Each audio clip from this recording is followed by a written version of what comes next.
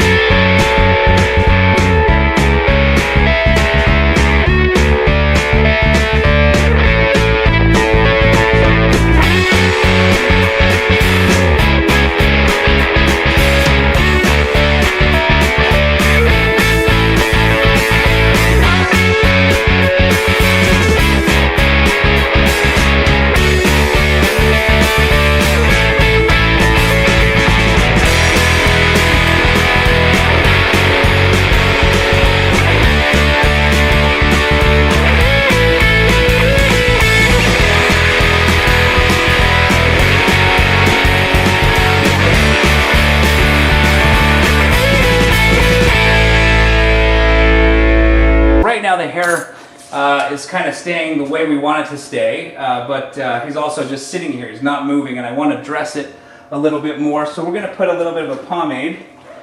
I like to use this clay here because it's a drier product versus a gel. A gel typically makes the hair look wet, and in this particular case, I don't want the hair to look wet. I want it to look dry. And pomade isn't something like it's not going to make it hard like a gel, so the hair will still have some movement, but it will help assist the hairstyle in staying in place. So, I'm just going to kind of work it in with my fingers first. Kind of placing the hair where I want to see it, over on this side, where the part is, and kind of bring it down, and work the product in through the top. And right now, I like how the hair swoops over, kind of taking this crown area, making it a little bit more flatter, but a little bit more volume here in the front. And you can kind of just play with that volume, of course, depending on who it is. Some people like the volume a lot higher, some people like it a lot smaller, or a lot lower, not less volume. But I think definitely flat is not the way to go. I don't like it to be completely flat. So it can be, you can definitely play with it.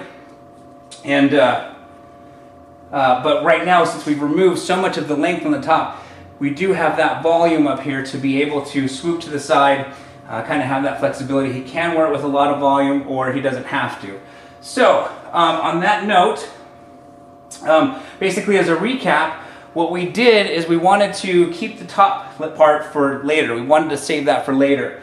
So we sectioned it off, addressed the sides and the back using vertical sections. Then we took this, basically took scissor over comb, used that scissor over comb technique to get it nice and tight.